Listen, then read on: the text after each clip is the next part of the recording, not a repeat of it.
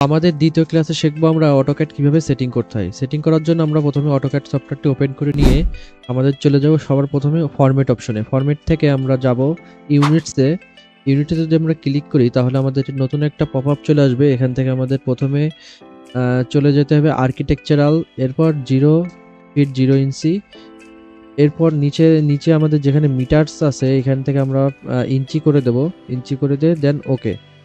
আমরা আবার ফরম্যাটে যাব, ফরম্যাট থেকে ডাইমেনশন স্টাইল থেকে মডিফাইতে যাব। মডিফাইতে যাওয়ার পর আমাদের উপরে যে মেনু বারটা আছে মেনু বার থেকে আমরা প্রাইমারি ইউনিটসে ক্লিক করব। প্রাইমারি ইউনিটসে ক্লিক করে একইভাবে এখান থেকে আর্কিটেকচারাল করতে হবে এবং 0 ফিট 0 ইঞ্চি করতে হবে।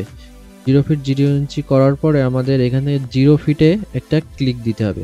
টিকমার্ক দেওয়ার পরে আমরা চলে যাব টেক্সট অপশনে। টেক্সট অপশন থেকে এখানে টেক্সটের হাইট দেবো আমরা 10 ইঞ্চি, কিবোর্ড থেকে লিখে দেবো 10 ইঞ্চি দিয়ে ওকে।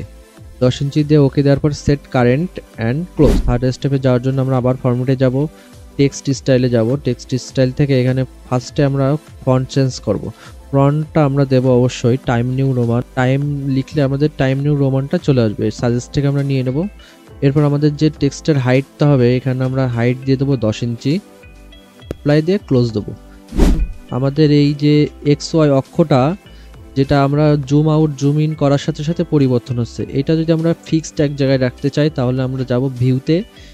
ভিউতে যাওয়ার পর আমরা ডিসপ্লেতে যাব, ইউসিএস আইকন, এখান থেকে অরিজিনের টিক আছে এটা আমরা আনটিক করে দেবো। আনটিক করে দেওয়ার পরে আমাদের প্রায় অনেকটা সেট আপ হয়ে গেছে। এখন আমাদের মেন সেট আপটা করতে হবে, এটা খুবই গুরুত্বপূর্ণ সহকারে দেখার চেষ্টা করবেন। আমরা প্রথমে চলে যাব ফরম্যাটে, ফরম্যাট থেকে ড্রয়িং লিমিটসে যাওয়ার পর আমরা স্পেস দেবো। কিবোর্ড থেকে একটা স্পেসে চাপ দেবো। স্পেসে চাপ দেওয়ার পরে আমাদের মূলত এখানে দিতে হবে যে আমরা কতটুক জায়গার পরে আমরা মানে ড্রয়িংটা করব, ড্রয়িংয়ের পেজটা কত বড় হবে। এই জন্য আমরা কিবোর্ড থেকে লিখব 1000 দিয়ে ইন্টার দেব। ইন্টার দেওয়ার পর আমাদের জুম কন্ট্রোল করতে হবে। জুম কন্ট্রোল করার জন্য আমরা কিবোর্ড থেকে লিখব জেড ইন্টার এ ইন্টার দেওয়ার পর আমরা পরপর 3 বার ইন্টার দেব।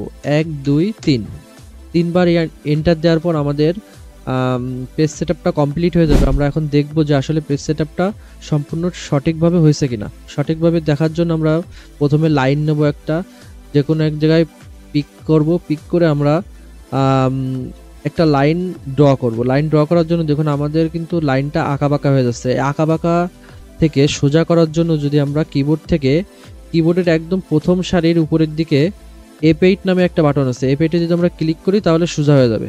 সোজা হওয়ার পরে আমরা এখন একটা লাইনের মাপ দেব 10 ফিট।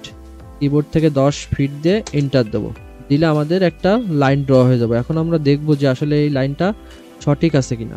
দেখার জন্য আমরা পাশে দেখেন একটা ডাইমেনশন টুলবার আছে। এই ডাইমেনশন টুলবারটা আপনাদের প্রথমে থাকবে না, এটা আনার জন্য যদি আমরা এটা কেটে দিই, এটা আনার জন্য আমাদের যে কোনো একটা প্রত্যেকটা টুলবারের উপরে দেখেন 2টা করে দাগ আছে। এই 2টা করে দাগে যদি আমরা মাউস থেকে রাইট ক্লিক করি তাহলে আমাদের নতুন একটা লিস্ট চলে আসবে। এখান থেকে আমরা ডাইমেনশনে যদি ক্লিক করি তাহলে ডাইমেনশন টুলবারটা ইনপুট হয়ে যাবে। এই ডাইমেনশন টুলবারটা আমরা বাম পাশে কোনায় রেখে দেবো।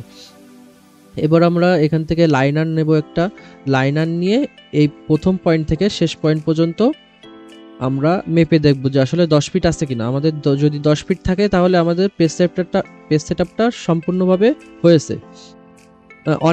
অনেকের পেজ সেটআপ যদি সমস্যা হয় আপনারা প্রথম থেকে আবার শুরু করলে আপনাদের পেজ সেটআপটা হয়ে যাবে। এখন দেখুন আমরা যদি এখান থেকে প্রথমে একটা পিক আপ পয়েন্ট নিই, লাইন যদি নিয়ে একটা এই রেখার পরে ধরি তাহলে কিন্তু আমাদের এটা ধরেন শুরুর রেখা, তারপরে মিডিল কোনটা, একদম শেষ কোনটা, পয়েন্টগুলো কিন্তু দেখা যাচ্ছে। এটা আপনাদের প্রথমে দেখাবে না। এটা করার জন্য আমাদের যাইতে হবে একেবারে নিচে। দেখুন ডিসপ্লের নিচের দিকে বাম পাশে স্ন্যাপ বলে একটা অপশন আছে।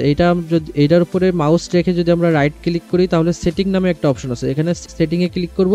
সেটিংয়ে ক্লিক করার পর সিলেক্ট অল, এটা আপনাদের থাকবে না, আপনারা অবশ্যই সিলেক্ট অল দিয়ে ওকে দিয়ে নেবেন। ওকে দিলেই হবে না, এখানে আবার স্ন্যাপের পরে ক্লিক করে আমাদের এখানে অনে ক্লিক করতে হবে। স্ন্যাপের পরে রাইট ক্লিক করে অনে ক্লিক করলে যদি অন করে দিই তাহলে আমাদের এই পিক আপ পয়েন্টগুলো আমরা পিক করতে পারবো। তো ধন্যবাদ বন্ধুরা, এই ছিল আমাদের দ্বিতীয় ক্লাস। আমাদের তৃতীয় ক্লাস থাকবে অটোক্যাডের টুলস বারের পরিচিতি। তো আপনারা যারা সহজেই তৃতীয় ক্লাসটা দেখতে চান তারা অবশ্যই আমাদের ফেসবুক পেজ এবং ইউটিউব চ্যানেলটা সাবস্ক্রাইব করে রাখবেন, তাহলে খুব সহজে আমাদের তৃতীয় ক্লাসটা পেয়ে যাবেন।